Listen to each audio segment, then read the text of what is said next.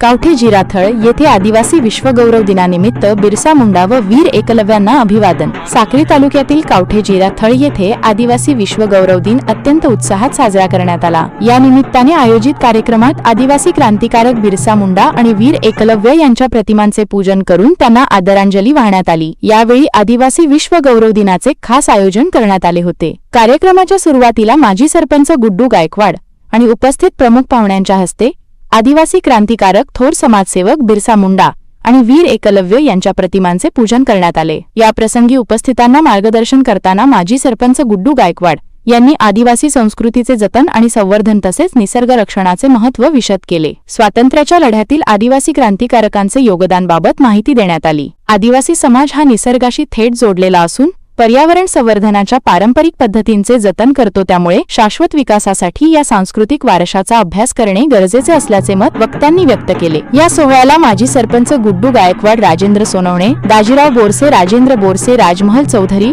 लक्ष्मण मोरे, साहेबराव सोनवणे, रामदास मोरे, संदीप भवरे, ज्ञानेश्वर चौधरी, मुन्ना गायकवाड, अजय चौधरी, दिलीप सोनवणे, अनिकेत भाकरे, शिवदास माळचे, जिगर सोनवणे यांच्यासह अनेक मान्यवर, आदिवासी बांधव आणि ग्रामस्थ मोठ्या संख्येने उपस्थित होते।